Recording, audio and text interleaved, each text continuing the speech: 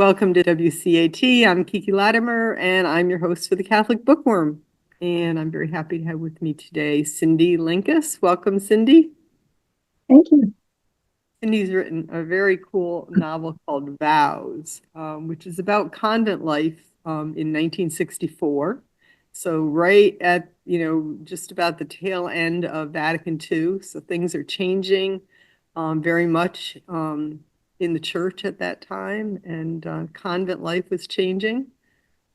So we're going to discuss Cindy's novel, which is a historical novel based on some of the things that were actually happening in the church at the time.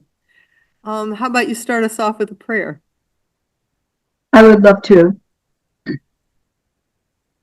Gracious God, thank you for this time. Please use these words to your use. The book that I've written to your use. Thank you for your love always and your understanding of our sin. And thank you for sending us Jesus Christ, who reminds us that the soul and body are both so important to our lives. Thank you for that embodiment of your love in this world. Amen. Thank you. So you want to tell us a little bit about yourself to begin with? Yes, I would love to. I'm Cynthia Linkas. I live on the North Shore of Boston with my husband and 2 dogs. I've raised children and 6 grandchildren. I started writing when I was in my 40s, after my own children left me. And I started asking myself the questions that I had had all my life. And suddenly stories started to come. So that's me now. I am a music teacher also. I'm now retired. I taught elementary school music my whole life. I'm also a singer, professional singer, a trained singer. I ended up with my career in music in the church. It's all been in the church, and I've loved that. And my father was also a church musician, and his family was all about church music. So that is a thread that came through. Kiki, do you want me to go back, or shall we wait? And I can tell you about my Catholic childhood a little bit. Yeah, tell us a little bit about it. Sure. Okay. So I'm a French Canadian and English girl. I was raised in a French Canadian mill town in Central Falls, Rhode Island, and it was very Catholic, Roman Catholic, little neighborhood. Then I grew up in a beautiful French church. My mother was a very, very Catholic, serious Roman Catholic, as was her mother. My father was a convert. And I loved the colors and beauty of the church. I loved the music of it. I loved everything to do with the church. But I had a lot of questions as a child, and I had nuns for teachers. And these teachers were very busy. They didn't have time to answer any questions. My mom as well, she had a job at the hospital, the local hospital, 3 children and her parents next door. She loved my questions, but she never answered them. So I grew up as a Roman Catholic with questions. And a lot of love for the church, too. It's interesting. In one of my other interviews just recently, I talked about the fact I'm a convert to Catholicism. My mother was brought up Catholic, and in her early 20s, she always told me she had 3 questions. I wish I knew what those questions were. I'm sure I could answer them for her. But she went to a priest with her 3 questions, and his formation was probably less than adequate himself. So his answer to her was, you don't ask questions, you just have faith and believe. And her reaction to that was to leave the church, sadly, rather than to continue to pursue answers to those questions. Given the time period, and it's interesting because your book is very timely for this, it was probably in the let's see, I was born in 58. So it was probably in the late 40s. So, the sexual revolution was coming. Vatican II was coming. So I'm sure my guess is one of her questions was about contraception, but I don't know for sure. And like I said, I'd love to know what her questions were. So I was not brought up Catholic, but I found my way home to Rome here slowly but surely. That's lovely. I can Um, tell you my questions, and I will. so that was one of the reasons I loved reading your book, because it was, young women in a convent, who have questions. And of course, we know, or many people don't know, that, after Vatican II and during the sexual revolution, 100,000 religious nuns and priests left their vocation, either left the church altogether or just left their vocation for marriage or single life. We don't really know for sure where they all went, but we lost a lot of really good people, which was sad. So your book is about that struggle during that time period. Yes, it is. My book it really asks two main questions, I hope. I was very interested in our fidelity to our promises. I think in this world, in our contemporary world today, we have that question. We should, if we don't. Are we taking our promises seriously? What happens when we break them? We are human, so we will. What does God have to do with this in my setting, which is a setting where vows were taken, and they were serious vows? And so I'm looking at that and looking at how do you keep a vow? Is a vow important? And also the theme of community. Community in Jesus' time was very important, and he talked a lot about it. He wanted us to know that brothers and sisters would be his embodiment for us, that we live in communities and that we don't turn away. I don't mean just the church that you're in, I mean the community of humanity, that you don't turn away when someone is in need, and that was very much his teaching. And here we are in this community of nuns and girls taking vows very seriously, asking a lot of questions, and I wanted to explore that. Yeah. It was also a time, for those who are familiar with John Paul II's theology of the body, you have to remember this was a time before theology of the body had been written. And it was a time where certainly the culture was exploring, what does sexuality mean, and coming up with some bad answers. And then we didn't have John Paul's theology of the body yet, coming up with some beautiful answers of the holiness of sexuality and the holiness of marriage, and the nuptial meaning of the body. I mean, certainly it's there in bits and pieces in the understanding of the church, but it wasn't really solidified until later.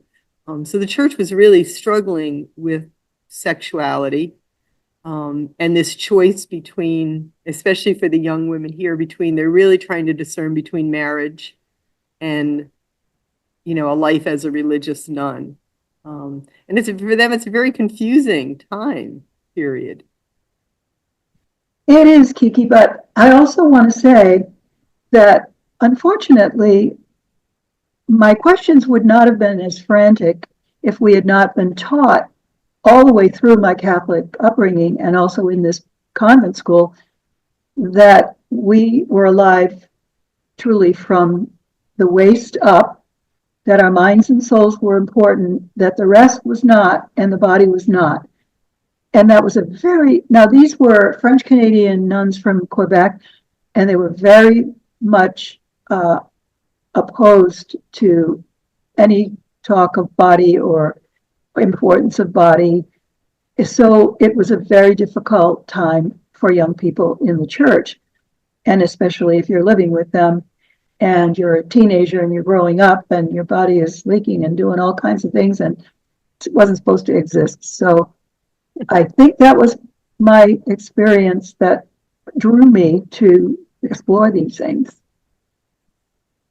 So in your book, you have Sister Philippe, who I love, and Janey, and Mother Superior Mare. Mhm. So in your book, there's other characters in your book, but it really revolves around these three women, Mhm. and their interactions and explorations of, how we seek holiness in our life when we're body and soul. Yes. And who God is, big question. And I don't know if it always is, but for me as a young person, it was. So Janey has all these questions, and here she is. She's a senior in this place, and she has 1 year to go. And Sister Philippe comes to the school from having been at the college, the nuns also have, and pursuing English literature, but she's been called back to teach. She has to leave her studies, and she comes in to teach these girls. And the two of them come together. So the longings and contradictions of the spiritual life is what happened here. They had a spiritual dialogue that was very important to both of them and very important to me as I was writing.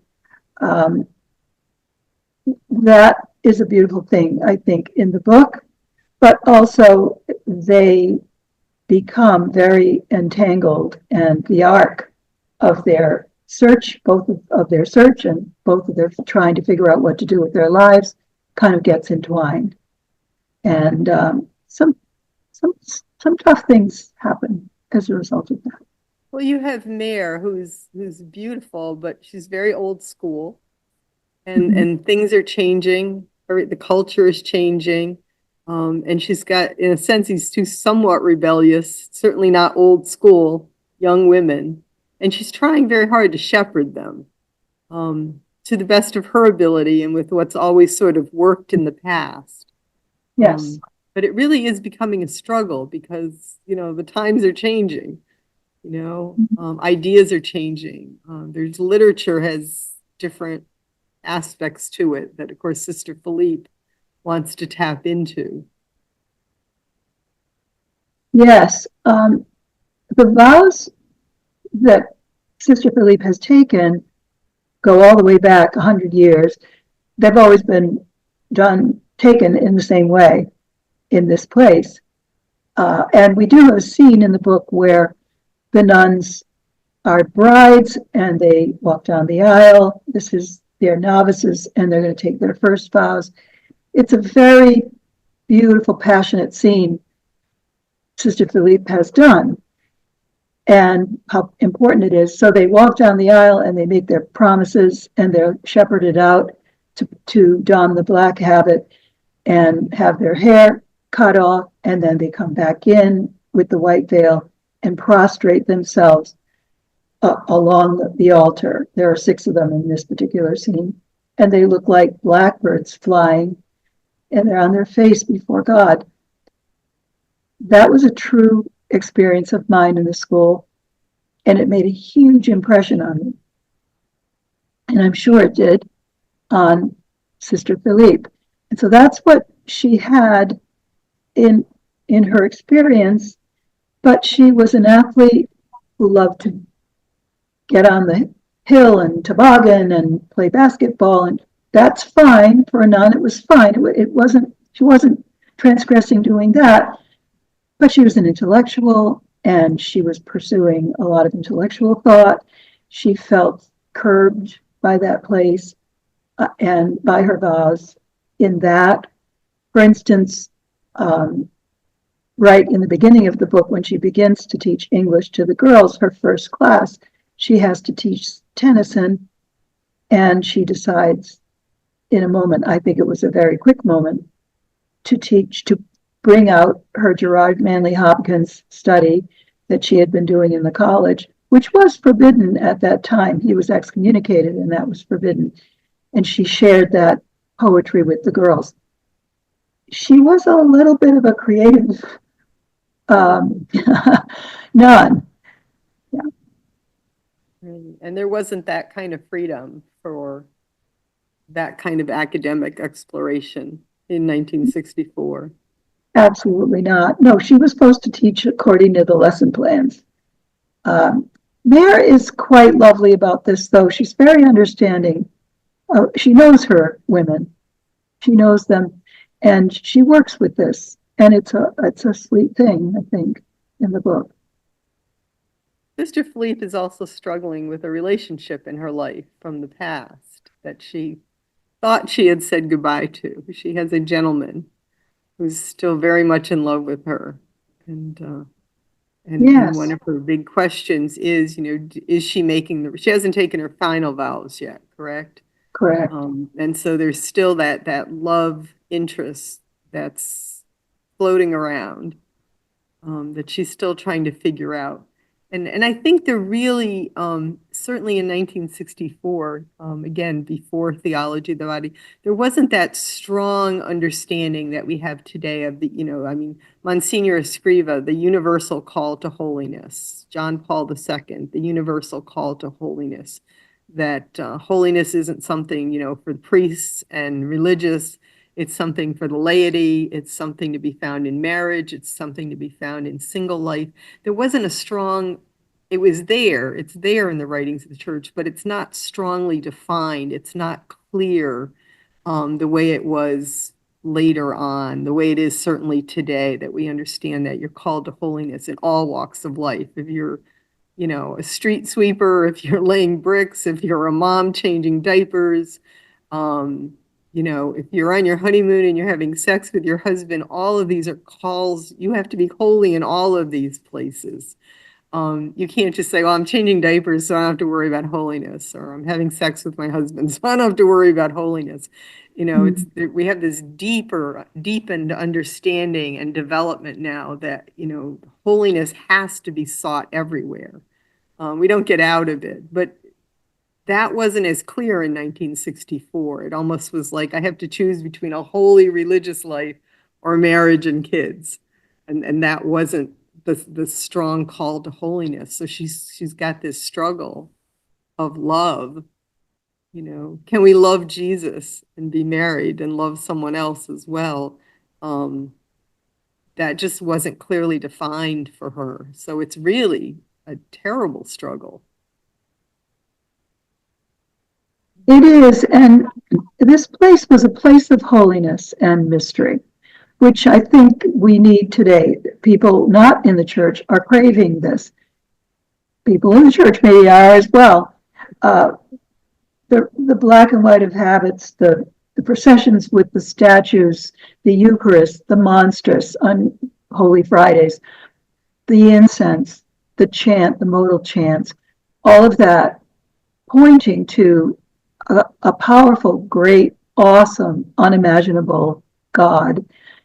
Um, Very good time with that, and beautiful, beautiful, and such an impressionable time. And I wish in some ways we still had that for all of us to experience the wonder. At the same time, Jesus came and came into our humanity and became a man, which is why we are holy, how we are holy. Um, and so the body in the midst of all of this experience that I wrote about is so important and yet somewhat denied. So the juxtaposition of those um, are difficult for people, I think. I think people do desire mystery, which is one of the things,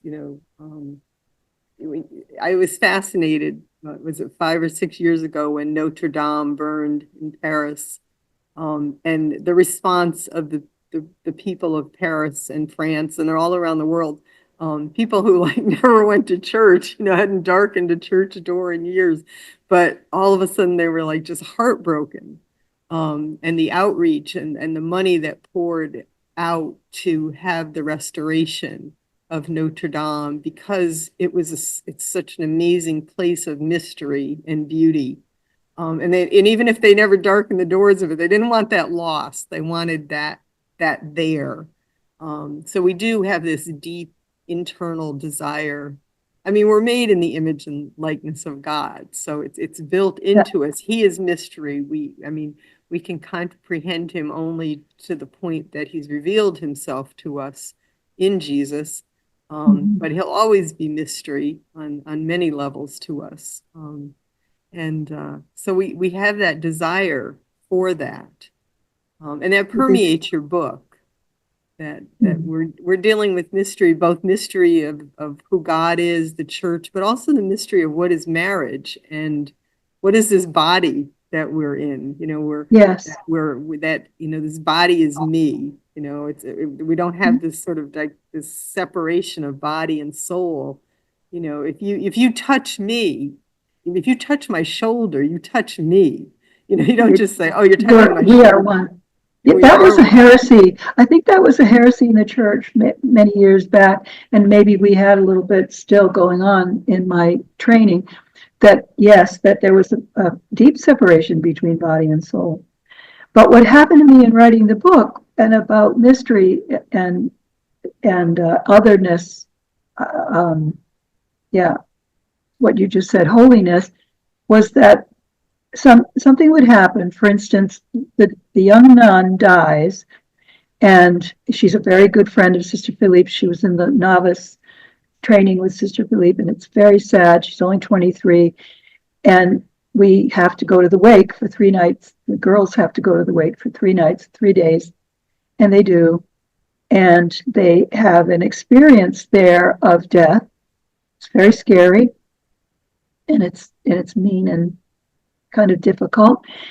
But they then receive, Sister Philippe receives a key from the Mother Superior to the secret cellar room where this nun who has died has been allowed to make art as a little novice and on her way to final vows. And she has made art, and Sister Philippe brings the girls down there to show them. She has seen the art also, and she shows them. And it's beautiful. It's mosaics. She has fired all these mosaics in a kiln. It's a huge canvas of mosaics, and it's the apocalypse. It's Revelation. It's the 12 gates and the Lamb and all of that in mosaic. And if you step back from the mosaic, you see the beauty and wonder of it. To me, when these scenes came in its fiction, that was the holiness and presence of God speaking to me, to and speaking to my story and coming out of my characters. So that was very interesting, and it happened many times in my book. I was trying to tell something very tough and disciplined and all, and it just burst into warmth and color and love. John Paul II wrote a lot. Well, he wrote a letter to artists, but he spoke quite often about the importance of art to help us understand the mystery of one another, of the body and of God. And Yes, I know about that writing, and because we see art and we meet our innate goodness, it's a mystery as to how that happens, but I really believe it does happen. Yeah, it's a beautiful thing when you see. I mean, certainly I've been to some of the cathedrals in Italy. But just when you read a book, when you hear a song, when you see a painting or a mosaic, I've got this angel behind me here, which I love. Yes, Just things that beautiful. draw us into mystery are so important So because we are important. material beings, we are bodily beings, and we believe in the resurrection of the body, which is, so the body is so important. Peter Kreeft talks about, if we just became spirits, if we die and we become angels, he talks about like if you saw your mother in heaven and you ran to her, you want to hug her, but you were just spirits, you wouldn't be able to hug each other.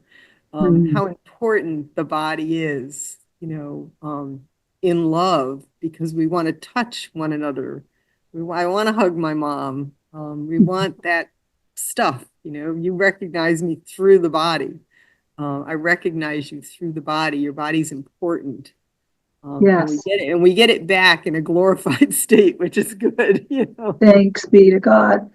Well, there was also the roller pass. I just want to mention that because that showed the importance of the body as well, where it was across the lake from the convent, and it was quite a bizarre thing that it was that it was closed to the public and it was all moldy and everything, but that owner let the girls go around the lake and get there and skate on conges, which is breaks, and they would get there. Do you have a copy of the book handy? Yes, I do. Well, I want to show the book because I love it. It's a roller skating nun. I love it.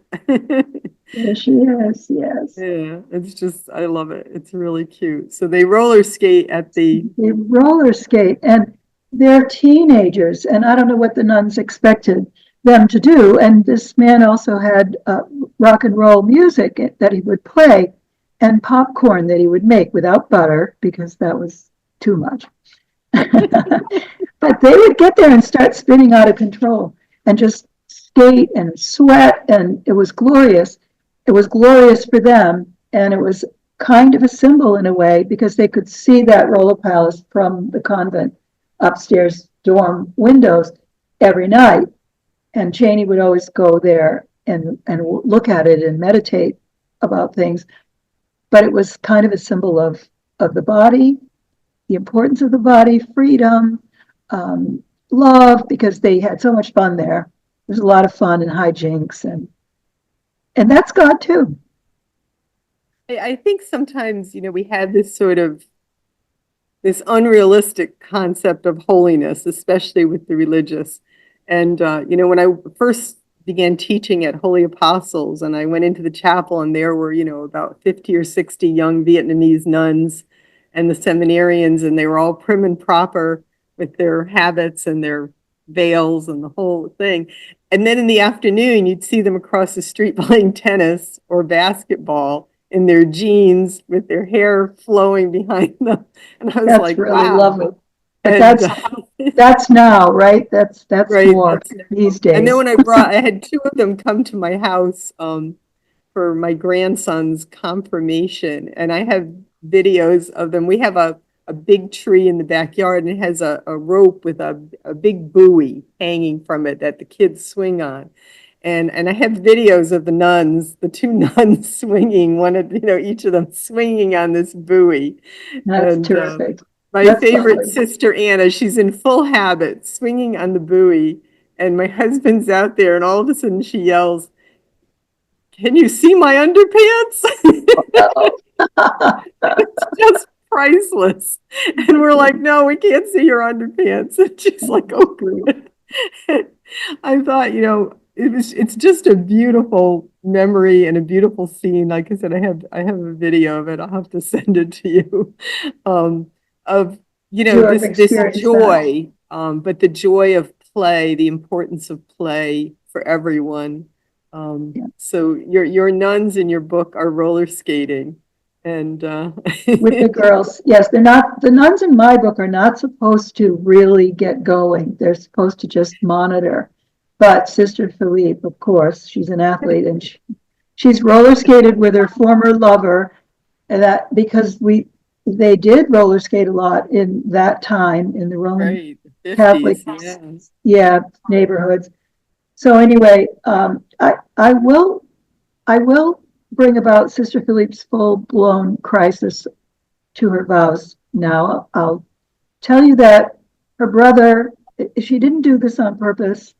Her brother comes to see her and takes her for a walk, and on the walk he tells her that he has brought her former lover and he's hiding in the grotto, and he's about to marry, and he wants to see Sister Philippe one more time, and her name is Maggie in her life, her former life. She's terribly upset about it, but of course she can't turn around and not see him. Within herself, she cannot. So she does see him in the grotto, and the deep feelings that she thought she had buried come rising up, and they hug and they kiss, and she's just completely devastated by this. And doesn't tell him one way or another what she's going to do. But he's dear, and he wants her to stay there if that's what God wants. He also knows God, and that's why he sent her in the first place, because he really believed that she was being called, and so did she. But they're a mess now. So she comes away from that and scared and confused. She's terribly confused. She mortifies the flesh, which in this time was still done. And I don't know whether this is current or not, but for this time it was. And she goes to her spiritual director and orders chains to put on her legs. He helps her. He gives her the instruction, 3 days, no more, and so forth. So she does it and prays and fasts, hoping through this mortifying of the body that she will be able to make a decision about this man and her vows. It doesn't work. Um, she can't do it. She takes them off after 1 day. But meantime, Janey, she's up on a ladder and she's fixing a light bulb in the dorm, and it's very high. And Janey comes in to find her book, and Sister Philippe says, "Grab the flashlight. I need your help." And she does, and she inadvertently sees the chains. So Janey now has seen something very difficult for her. This is a mentor. This is a person who loves God. This is the person who has been everything to her in her spiritual dialogue doing this. So now the two of them are spun out with a very big problem. And Mare is trying to shepherd them through all of this spiritual crisis. It's an amazing book. We don't want to give too much of it away for those listening. But it really is a physical and spiritual journey. Yes, it is. To understand what does it mean to be holy, and how do we know God, and the different ways in which we seek Him. Through the Mass, through prayer, through mortification. We tend to do more with fasting nowadays. I don't know if, unless things that are obviously not dangerous to the body. And I don't know, I should have looked into it before this interview, but I don't think that level of mortification is done often any longer. And with anything that I think there's an understanding the body is holy. The body is, you have to treat it. Yes. Well, also there was a question here that I was asking as a writer about cutting, because today in our society, young people think they've invented it, and it gives them a release to their horrific problems or worries or whatever it is that they're cutting for. I think in this situation, Sister Philippe was in a terrible dilemma that she could not solve, and her body, she was getting migraines, her body was all over the place because of it, and maybe her unconscious brought her to that, and she put the chains on. It did provide release, but it also brought more questions. And then God was in the midst of it all. So, yeah, that little problem, right? And the saints did it. We can't say that it's wrong, because so many saints that we revere, St. Francis, St. Clare, did this. So I was asking questions as a writer here and trying to get to the answers. I don't know if I did. I hope that when you read it, you will have questions also, and some answers, because these women do end up in a warm and loving place, both of them. They do. And Mare as well. Mare is struggling through this also. She's been in the church for a long time. She's older. She's, running the convent. So she's been around the block with young women for herself, and then many years. But her world is changing at this point in time. And that way of life is in some ways falling apart, or not falling apart, but being reshaped and revamped. And it needed to be. It needed to be. And we have convents today that are very much more liberal and street clothes and things like that. But we also have many that have gone back to the traditional garb.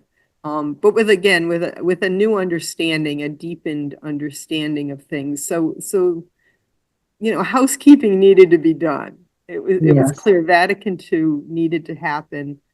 Things needed to change. And we're still sort of in the process, I think. It hasn't been that long. The church moves slowly. We're still in the process Yes. of figuring it out. The development of doctrine is always there. I love Mare because she is the stalwart one who's loyal.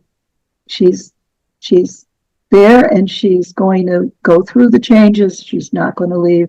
This is her vow, and we needed that in this story also, in this convent, and we had it in her. However, having said that, she's true to her vows. She's also open to her women, and she's very loving to them and understanding of their problems and worries. So she's a good character to have, a faithful nun. Right. But you can see everyone has human nature. You didn't like whitewash any of that. So, I mean, people make mistakes. People are trying to figure out how to deal with stuff that they've never dealt with before. One of the things I think sometimes when people make a choice, whether it be religious life or marriage, I remember going into marriage at 19 and thinking, I will never be interested in another man again. I will never have any interests because I'm married.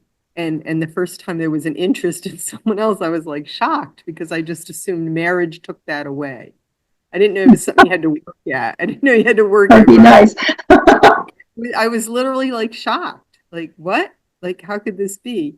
And I think that it's the same with, I remember when I went to the seminary, my first thought when I got there was, oh, everyone here is holy. Right.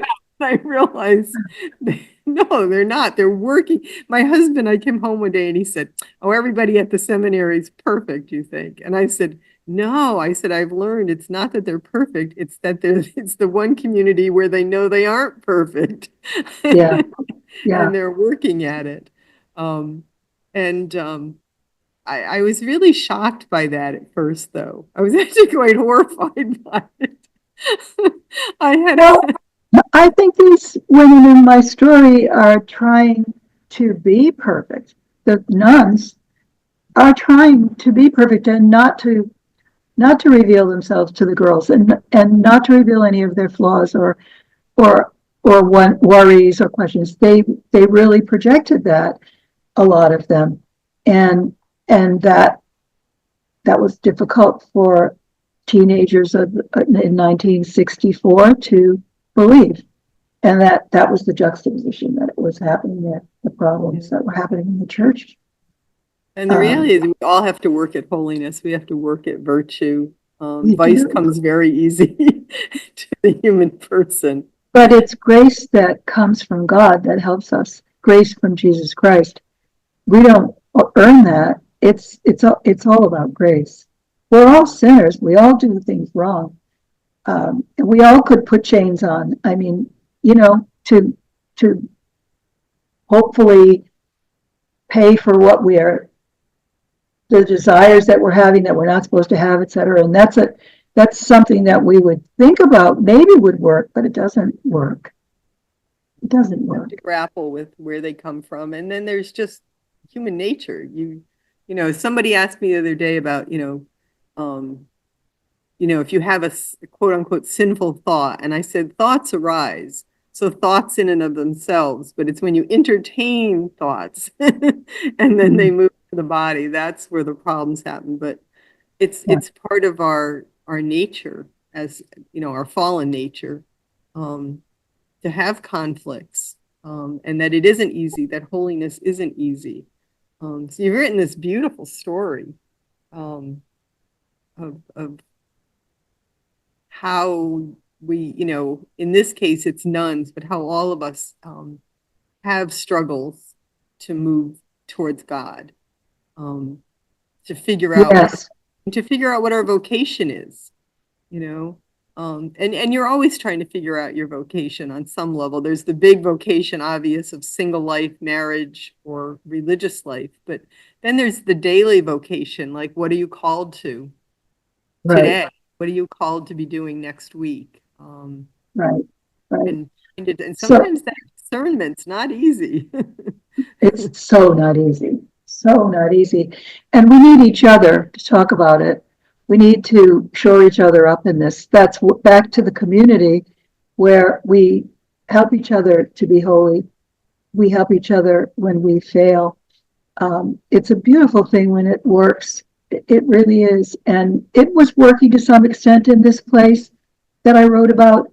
It was flawed, but people were true to their love for God in their own ways, made a profound impression on me as a person. And then, well, at the end of the story, the questions are, will Janey leave or will she stay there and become a nun? Because she's been so affected by this friendship with Sister Philippe, and she's gotten some answers, and she's excited, and she's very, very involved with the theology. I don't think that's the word for it, but the spiritual dialogue is more so. And then will Sister Philippe leave and pursue her life outside the convent? She's been very passionate about her vows. She's wanted to be there. She has a very big decision to make. I'm not going to tell you how it ends because I hope you read it. And Mare has a decision to make because she sees the life that she's devoted herself to is changing also. So she has, and I think you did a beautiful job of capturing this time period and the questions that needed to be asked. But I also think the book relates to all of our lives, on a daily basis of, we all have a journey of holiness, and trying to step away, and we're all, body and soul, and trying to figure out the desires of the heart, the desires of the body, and trying to keep them in line with what God wants for us. And that's a journey. Yes, it's an important journey. Yes, my beloved Jewish poetry teacher of way, way back, 45 years ago, blurbed this book. And what he said was, this could have been the youth of any one of us, striving to know who we are, striving to know who God is, um, asking all the big questions as you do when you're a youth. And that meant a lot to me because it meant to me that people could read this book. It's just a story, right? But it's a story in a setting that is kind of unique for now. We don't really read too many books like this anymore in this life, in this setting that was so important, I think, to many people. Do you know how many people read and were nun trained? So many people were trained by nuns over all the years. So there are a lot of Catholic readers out there who will understand some of this. Truly, if you ever had nuns, you will understand what this book is trying to do. But even beyond that, people read it and love the characters. I guess that's what I was after. Characters that you would remember, who live on the page. Well, I loved the characters. I loved all of it. And I was reminded the only time I didn't grow up with nuns, like I said, I'm a convert. I wasn't brought up Catholic. But in nursery school, I was the one time somewhere in Connecticut, went to a Catholic nursery school. I found my way back. And my father had to pick me up after work. I remember at one time, at least I was told that I told the nuns I was sick of the Bible stories. I wanted to hear Goldilocks and the Three Bears. That's great. And my favorite thing that I remember was my father was supposed to pick me up on his way home from work. I was the first child, and every so often he would forget me. He would get home, and my mother would sort of look behind me as he opened the door, and where's Kiki? And he'd be like, oh, I forgot her. And it was Oh, wonderful when I got forgotten because these were the nuns in the habit. So this would have been 1960. I was 58, probably 1962. I was probably about 4. And I think it was a small group of nuns. And I remember it was great when I got left behind because they were thrilled because they had this little girl who they then took into the convent. And I remember this big long table with linens and crystal, and it was just set, they were probably Italian. And there was spaghetti and meatballs, and they would sit me in the midst of them like a little cherub.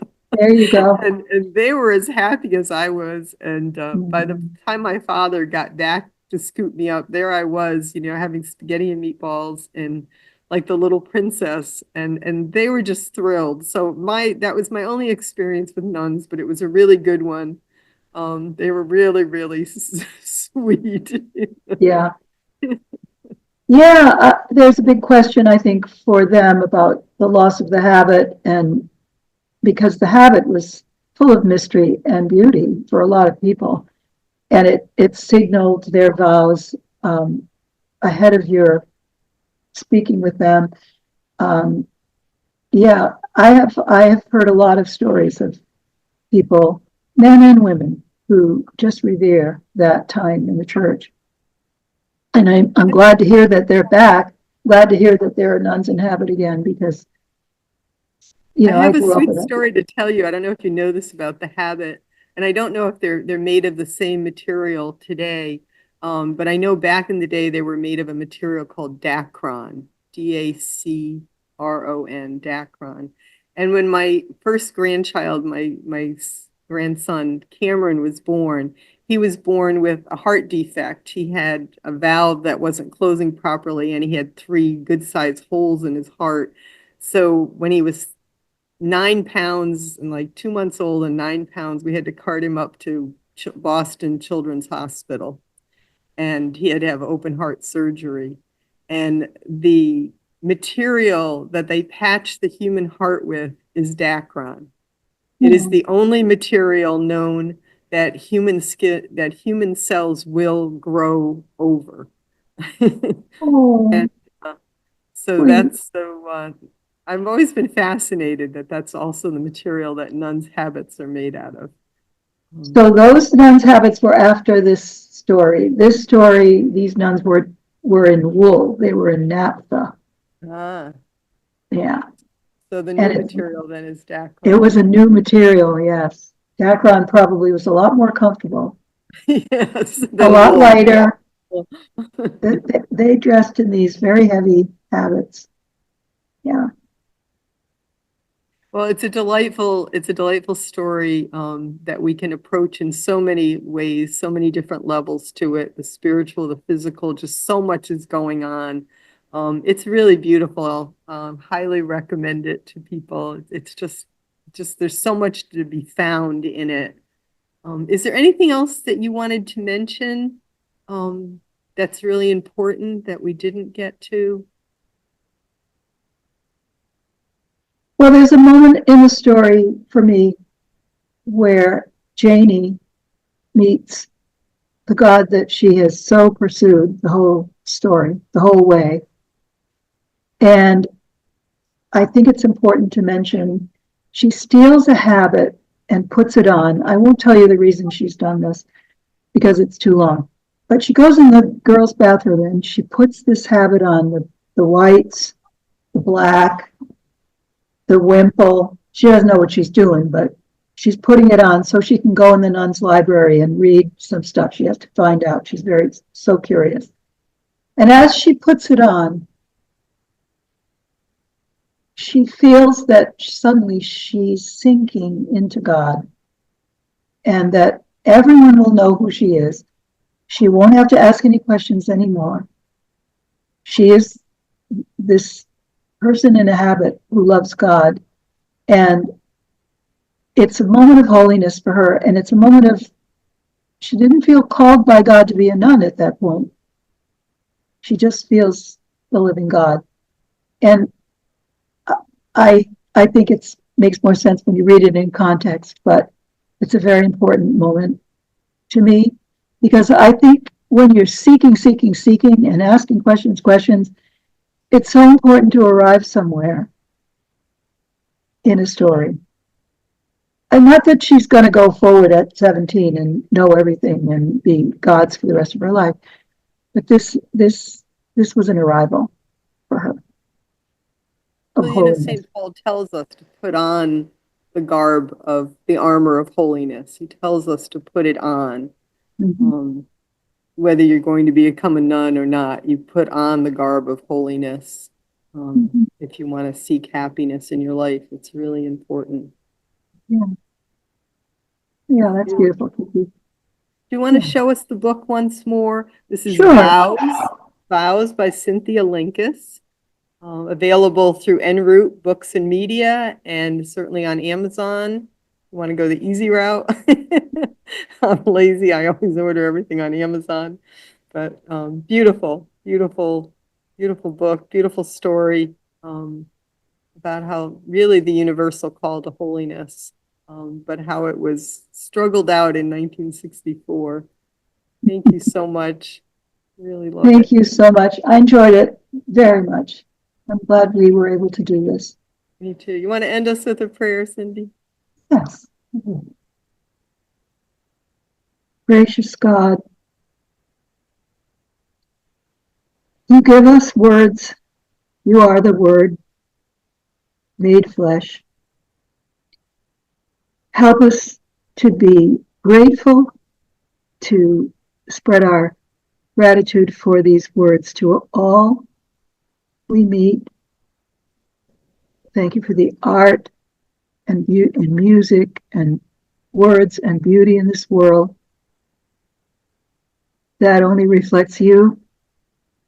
We praise you, and we ask you to hold us to the tasks that we have taken on, the vows that we have made, and help us to keep them in Jesus' name. Thank you so much. And you, are you working on another book? I am. Yes, I've been working on that one for a long time also. Well, keep in touch, and hopefully I look forward to reading that one. Thank you so much. Thank you.